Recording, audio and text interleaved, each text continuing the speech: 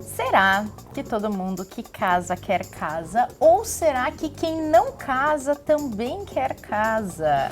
A gente vai falar hoje no Investidor em Foco, para quem está nos ouvindo e nos vendo, porque agora a gente é videocast nos episódios de quinta, a gente vai falar sobre o desafio da pessoa que quer morar sozinha. Tem que ter, sim, planejamento financeiro, porque haja despesa que não tinha quando morava com os pais, haja desafio de conseguir controlar as próprias finanças, né?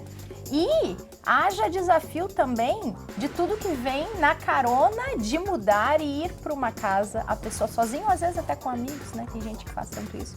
Mas a gente vai falar sobre isso, até porque tem estatística aqui na nossa pauta, cada vez mais os jovens estão morando mais tempo com os pais. Isso retarda um pouco a pessoa querer sair de casa. Mesmo assim, os desafios financeiros eles não vão ficar para trás. Vamos lá, gente? Vamos começar? Bora! Sejam bem-vindas, sejam bem-vindos a esse episódio que a gente vai falar desse assunto que não sei aí quem é que passou, Ju. Não, vamos lá, eu queria saber de vocês, assim, se vocês tiveram vontade de morar sozinhos, como é que foi esse processo? Até você, Rê. Olha, não sei, se quer que eu comece ou Rê, você quer começar? Eu acho que eu... Não, deixa ela por último, porque ela é a única A gente descobriu aqui que só ela que morou sozinha Tá, daqui. spoiler, mas fiquem até o final. Então, de fato, quer dizer, eu não morei sozinho. Eu não tive vontade de morar sozinho. Eu saí da casa dos meus pais... dos 26, 27 anos mais ou menos, no dia em que eu casei. Então fui morar com a minha esposa naquele momento. Foi uma mudança também, obviamente, né, até em termos de controle financeiro, em termos de coisas, em termos de despesas, né. Eu vivi algumas coisas que quem vai morar sozinho precisa viver, que é a questão toda de montar uma casa, né. Sei lá, você tem uma casa, você não pensa que você precisa de um abridor de lata. Bom, hoje as latas nem tem, porque hoje você abre assim, espremedor de alho. Então, tipo, cara, tem uma série de despesas assim que você nem imaginava que existiam, né? E aí, você tem que comprar tudo isso, né? Então, tem uma questão. E depois você se torna responsável pelas suas finanças unicamente. Então, você sente uma diferença. Seja você morando sozinho, literalmente, aí ainda mais, né? Porque, de fato, quando você está casado, ainda você tem duas fontes de renda, alguma coisa desse tipo, né? Mas, de fato, eu nunca tive essa intenção, essa vontade. Portanto, eu não consegui experimentar exatamente isso, né? Acho que o que eu entendo um pouco sobre as finanças de morar sozinho foi muito do que eu fui vendo com amigos, com colegas, com pessoas que eu conheço que moram sozinho, com um pouco sobre literatura de finanças pessoais e individuais, né?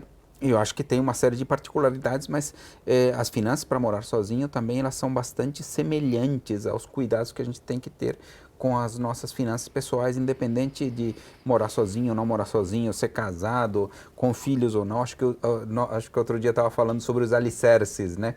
Os alicerces das finanças pessoais certamente estão muito ligados a ter o controle dos seus gastos, né? Uma previsibilidade também dos seus gastos, conseguir entender o que você deverá gastar no futuro, como é seu comportamento e se preparar para isso, né?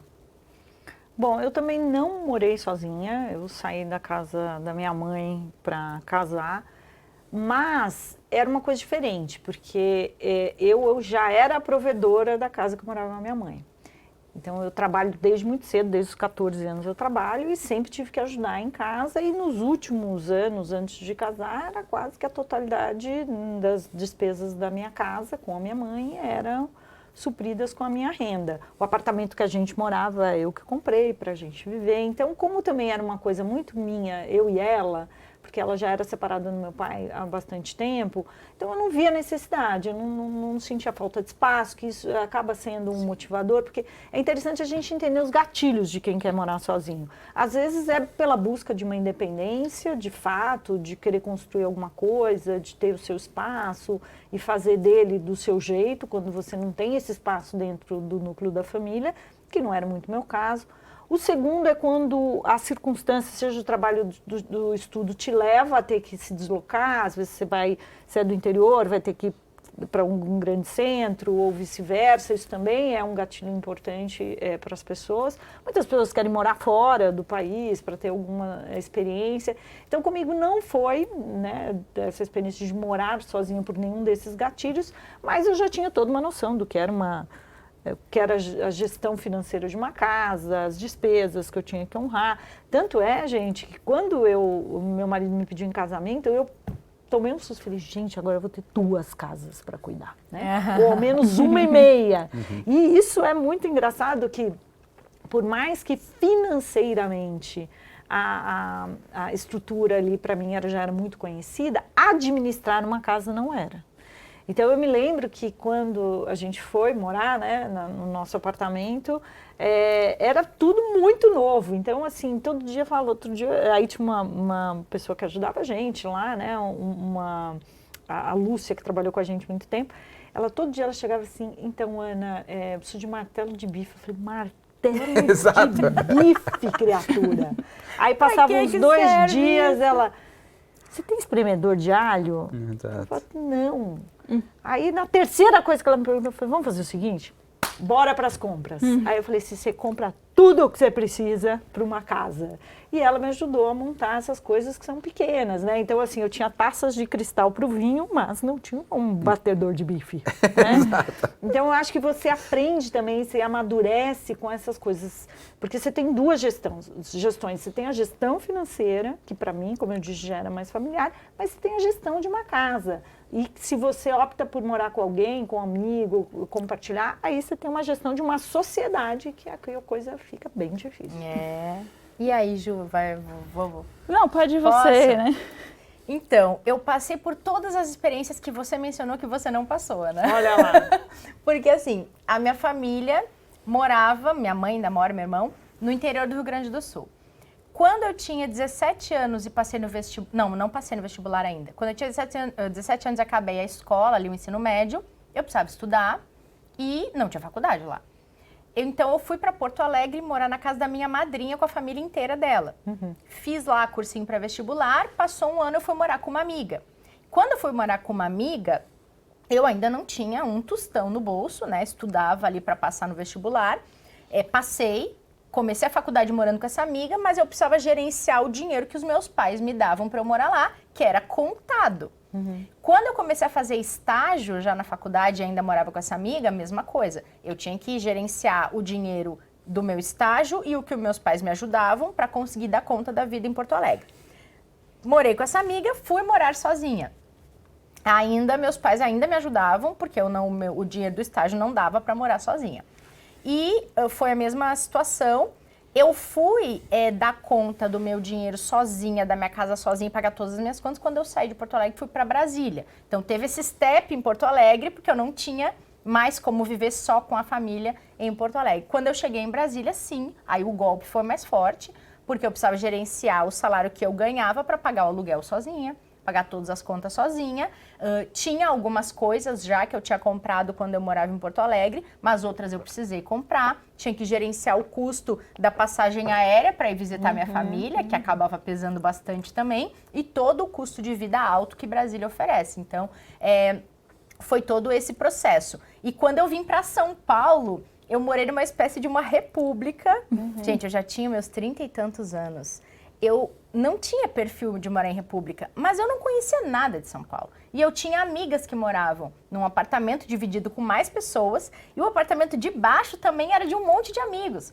Então, a minha inserção em São Paulo foi numa república. E ali é outra relação. Você falou relação de sociedade, né, Ana? É outro tipo de relação, porque com a minha amiga em Porto Alegre, a gente dividia as despesas, a gente combinava quem comprava o quê, como é que a gente ia dividir as contas do mês, tudo certinho. Na República é mais bagunçado, porque você precisa dividir tudo com um monte de gente, é difícil. Aquela conta do bar no final. Tinha aquela coisa, e aí quem comeu meu pedaço de pudim que eu tinha guardado, não tem essas coisas? Quem quebrou o meu prato? Você falou em taça, eu tinha ganhado em Brasília de uma amiga 2 taças de cristal lindas, quebraram na República, tem todo esse ônus. E aí depois que eu fui morar com o meu atual marido, aí era outra relação diferente de novo, né? Vai dividir com uma pessoa que você está construindo a vida, não é uma amiga que vocês ali ficam... É temporário. Exatamente. Então, são várias relações diferentes, mas todas elas vêm com uma trilha de coisas que precisam, né? Ou planejar, ou guardar, ou pagar, ou comprar, né? Com certeza. Eu não morei sozinha também, assim, sozinha. Eu saí da casa dos meus pais para morar com o meu atual marido, na época namorado. A gente de lá para cá mudou de apartamento, tudo. Mas eu tive muita ajuda da minha mãe quando eu ainda morava com ela. Então, assim, minha mãe me ensinou o que eu tinha que comprar. E a gente foi, tipo, fazendo um estoque dentro da casa da minha mãe de tudo que eu ia precisar para quando eu saísse de casa. Então, isso me ajudou a estar mais preparada quando eu realmente pus o pé para fora, assim. Mas toda a parte de organização financeira, que eu morava com os meus pais, mas eu já, assim, me subsidiava sozinha, assim. Daí você tem um parceiro, agora você precisa dividir aquelas contas ali, é toda uma organização que precisa ser feita, né? Eu lembrei de uma história agora, quando eu saí da casa da minha madrinha em Porto Alegre para morar com a minha amiga, que hoje é mãe de uma das minhas afilhadas. A gente foi fazer uma compra no supermercado porque não tinha nada no apartamento. Era um apartamento bem pequenininho e aí a gente já tinha algumas coisas essenciais, tipo geladeira, mas a gente não tinha filtro de café, potinho de guardar comida, talher, essas coisas não tinham. E aí eu lembro, outro dia eu estava contando pro Mar essa história, não sei porquê, mas eu lembro dela até hoje. A gente foi no mercado e a gente gastou R$300. E eu fiquei chocada que eu tinha gasto R$300 né? no supermercado. Eu gerenciava o dinheiro que minha mãe me dava, mas eu não era responsável pelas compras da casa, né? O que eu preciso ter ali, o que eu não posso deixar de comprar. E eu lembro até hoje que eu fui para casa com as sacolas, sofrendo, porque eu tinha gastado R$300 pela primeira vez no supermercado. Não, e tem uma coisa que é interessante, que vocês citaram aqui, que há esse desejo dessa busca por essa independência de espaço. Acho que faz parte, inclusive, até, né, da nossa espécie, assim, de a gente buscar o nosso próprio caminho. Porém, é um desafio mesmo que a maior parte das pessoas que fazem essa opção, elas não conseguem se manter financeiramente. Tem uma estatística super interessante que mostra, assim, que tem essa vontade dos jovens, mas que essa vontade está ficando cada vez mais tardia.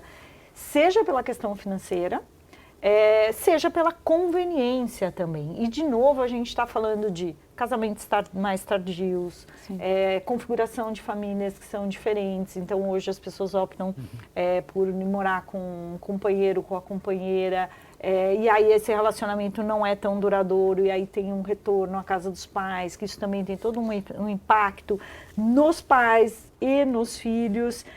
E o que eles chamam aí de geração canguru, né? Eu ia perguntar isso, era geração canguru. Que é essa que está ficando mais tempo mesmo com os pais. E é uma coisa interessante também que no Brasil a gente percebe que os filhos ficam mais tempo com os pais.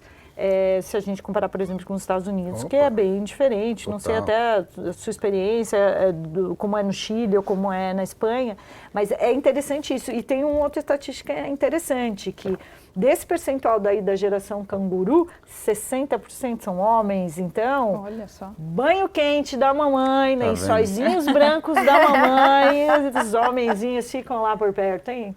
E olha que os homens têm renda maior que a mulher, né?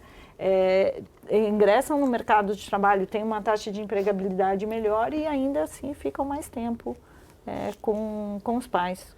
Acho que isso dos Estados Unidos é uma marca muito americana, no meu entender, tá? De sair cedo, né? Uhum. Tem uns primos, né? Que meu tio falava assim, literalmente.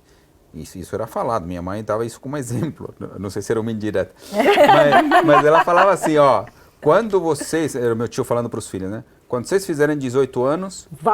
Vaza ou paga aluguel para mim. Olha só. Mais ou menos isso, né? A gente tinha que chamar isso é nos Estados Unidos, esses são os primos que tem nos Estados Unidos. Tá. Mas no Chile não, no Chile é um país meio latino, né? Quer dizer, não meio latino, totalmente latino, né? Se assemelha também bastante às coisas daqui, né? Quer dizer, acho que esse movimento, e eu acho que é muito, muito ligado a uma questão de dificuldade de renda também, né? Eu acho que isso é bastante presente, tá? Então, hoje o mercado de trabalho está muito difícil, essa que é a verdade, né? Os empregos estão difíceis e ter, quando jovem, uma remuneração suficiente para se manter sozinho é algo extremamente complicado, né? Então, eu acho que isso também tem forçado a permanência das famílias, de fato, das pessoas junto com os pais, né? Eu ia tocar nesse ponto que você tocou, que é meio que são questões que não convergem, né? É uma fase da vida que você quer independência, que você quer experimentar, cuidar de si mesmo, entender quem você é, porque morar sozinho te traz tudo isso, né? Mas é uma fase da vida que você está ganhando o menor salário, talvez, que você ganhe na sua vida, que você tem menos recurso, que talvez nem sempre você tenha a família para te ajudar ou que a família queira, já que você está tomando uma iniciativa da sua independência. E é uma fase que vem com muita despesa. A gente tem 2 casos ali na gerência, sim, né, Gil? A gente jogou esse assunto no grupo ali do pessoal de conteúdo e 2 meninas foram recentemente morar sozinhas. Não, 3 meninas. E uma delas lembrou: a gente não está preparada para quando o micro-ondas queima. História da reserva de emergência. A história da reserva de emergência. Mas, de fato, é uma variação sobre essas coisas de não ter a noção completa de como funciona uma casa. Quer dizer, a gente está citando o espremedor de alho, né? Quer dizer, essas coisas, tipo, cara, você não tem essa noção. Parece que essas coisas brotam, né? Eu preciso disso. Ah, tem. Não tem. Tem na casa da sua mãe, mas não tem na sua. Conta pra gente, então, o que a gente precisa considerar quando vai... Não, eu acho que, em primeiro lugar, tem uma decisão de comprar ou alugar, né? Essa é uma decisão financeiramente muito grande, seja a compra ou seja o aluguel, acaba sendo uma das despesas mais relevantes nesse sentido. E seja compra, seja aluguel, sei lá, em São Paulo tem muita questão de prédio, portanto, e aí vem junto com o pacote, né? Condomínio, conta de água, conta de luz, não sei, tudo isso que se você vai botar no papel é algo bastante relevante. Sim. E essas são as despesas mais fáceis de você controlar e de você saber, né? Porque elas são fixas ou relativamente fixas, né? Geralmente os problemas vêm pelas coisas que você não percebe tão claramente, né?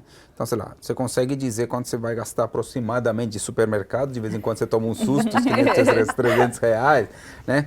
Mas aí você percebe que tem todo o equipamento ligado a isso, né? E aí se você vai ter TV a cabo, vai ter internet, vai ter, né, vai ter que... Putz, você começa a ver a quantidade de desgastos que são extremamente relevantes, né? E alimentação e tudo mais, e depois, obviamente, outras despesas que provavelmente já existiam antes, como o transporte e tudo mais. O lazer aumenta muito. O lazer aumenta, né? O lazer aumenta muito, então... Você precisa estar preparado para uma série de despesas que não são claras.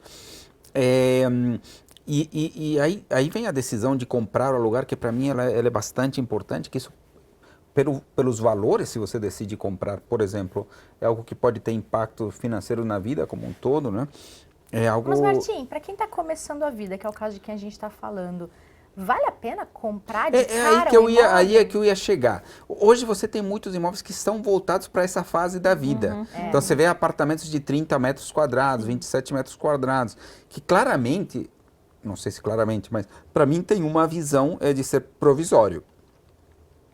Então, se a pessoa está bem como isso, se a pessoa se dá bem, obviamente é um bem, né? Que depois ela pode vender, pode ser alguma alternativa. Eu gosto particularmente, até principalmente nessa fase da vida, de recomendar o aluguel, porque ele traz alguma coisa de liberdade de poder experimentar outras coisas depois. Outros bairros, outras cidades, outras formas de moradia. Te dá mais mobilidade. Então, você tem uma liberdade com o aluguel que pode ser bastante importante nesse momento quando você está começando a experimentar a questão de viver sozinho, né? Então, eu acho que isso pode ser alguma boa alternativa.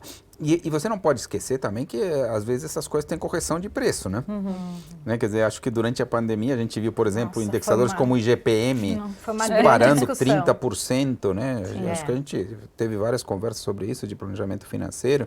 Muitos não foram corrigidos por essa taxa, de fato, porque não havia uma demanda suficiente para ter isso. Então, os proprietários não conseguiram corrigir, não corrigiram. Mas, de qualquer jeito, sei lá, agora, se vai corrigir pelo IPCA, vai levar uns 10, 12% na cabeça. Que precisa ter em mente esse tipo de coisa, tá? Acho que as pessoas são muito eficientes em calcular em custos fixos. Sim. mas não são nem um pouco eficientes em calcular aqueles custos variáveis que você não tem tanta noção, como alimentação, como lazer, que você comentou. A pessoa, de forma geral, não tem dificuldade de calcular isso. E como a Ana comentou, isso se modifica um tanto na hora em que você vai andar, vai morar sozinha. Então, mesmo que você tivesse uma noção de como isso funcionava quando você estava morando com os pais, é uma um outra pouco perspectiva, difícil, né? uma outra dinâmica. Então, é um desafio financeiro importante, tá? É um desafio financeiro muito importante. Mas você sabia que eu acho que esses jovens, né, principalmente essa geração canguru, ela perde a oportunidade de criar uma boa reserva financeira no momento em que ainda está com os pais. Eu acho que esse é o maior desperdício que essa juventude aí, né, que fica mais tempo com os pais, tem. Eles desperdiçam a oportunidade, que é uma oportunidade talvez seja de ouro. Então, se a gente está falando aqui, né, que segundo a estatística, isso está indo lá para quase 35 anos de idade, em que a gente sempre fala que até os 25 anos de idade, o que você ganha basicamente é para reinvestir em você mesmo, no seu próprio capital humano, para te possibilitar renda, a gente está falando de 10 anos de poupança. Então, custos como custos de aluguel, ou seja, moradia, alimentação, por mais que muitos colaborem com isso dentro de casa, não é na proporção de você morar sozinho. Então, eu acho que tem um período de ouro que as pessoas desperdiçam e que podem fazer um bom colchão e que não se dão conta dessa oportunidade. Outro dia eu estava conversando com uma pessoa que ela disse que num papo, uma pessoa que mora com os pais até hoje, ela tem 25, 26 anos, ela já tinha 50 mil guardado, porque ela falou, olha, tudo que eu ganho eu guardo, porque tudo é subsidiado para os meus pais, só o meu lazer que eu acabo tirando da minha própria renda. Então, acho que essa é uma oportunidade super interessante. Por outro lado, a gente também acho que tem que olhar da perspectiva dos pais nessa história, e que eu acho que é uma coisa importante. É uma ruptura, né? É uma ruptura grande, e também para os pais é uma oportunidade de poupança importante. Porque a gente está falando, é uma boca a menos para comer dentro de casa, é uma despesa a menos, é um subsídio a menos, que isso também pode reverter em poupar. No fundo, existem várias oportunidades numa decisão como essa, dentro do núcleo da família, que sobra espaço para poupar. Seja os pais, porque está alimentando uma boca a menos, seja para aqueles filhos que estão ficando mais tempo dentro da casa dos pais, que podem aproveitar a renda que eles têm para fazer um bom colchão para quando a opção e a organização de morar sozinho, acho que esse assunto está mais bem organizado. Pensando no que você falou, talvez também uma dica bacana seja quem não conseguiu fazer esse pé de meia enquanto morava com os pais, às vezes até adiar um pouco o seu plano para conseguir sair melhor planejado da casa dos pais do que se jogar na vida de morar sozinho mesmo. Nem estou falando de quem vai dividir apartamento, que reduz muitos custos e é algo que o pessoal mais jovem gosta, até para experimentar com os amigos, é dividir a casa, né? Mas, de repente, até adia um pouco e espera. Junta um pouco de dinheiro, faz ali uma reserva, um pé de meia e sai sem estar tão arriscada a saída da pessoa de casa, né? E tem uma coisa cultural também. Hoje em dia isso é mais socialmente aceito, eu acho. Essa coisa de você ficar mais tempo na casa dos pais. Até porque, de novo, o desafio de gerações. Os nossos pais, nossos avós casaram bem mais cedo do que hoje. Eu, por exemplo, eu casei com 31 anos. E que, né, uma geração anterior casava com 20 e poucos anos. Então, tudo era diferente também, se a gente olhar a cronologia, né? Então, socialmente, para mim, eu acho que é uma coisa mais aceita, de ficar mais tempo na casa dos pais, mas no fim todo mundo quer. Quem casa quer casa e quem não casa também está querendo, como você falou no começo.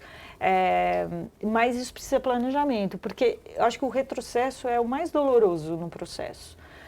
Porque aí os pais já se organizaram inclusive financeiramente, né, para aquele, né, filho que está saindo ali do ninho, e os filhos também, poxa, né, vão ter que retroceder. Então, se conseguir organizar e esse tempo das vacas magras conseguir se manter mais tempo, eu acho que é uma questão de planejamento importante. E aí, quando a gente está falando de autoestima, né, e das questões de comportamento, eu acho que acaba ajudando bastante.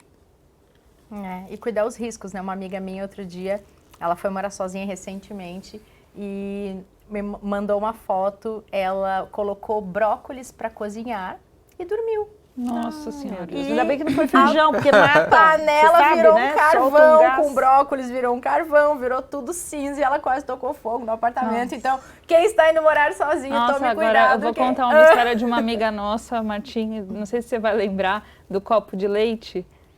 Fernanda Jaqueto, todo no nome aqui. Ai, amiga. ai, Ela vai ai, poder- Jaqueto. Ela vai poder se identificar. Querida ela Fernanda, falei com ela é, ontem, troquei foi umas morar ideias com ela. sozinha e não sabia esquentar o leite.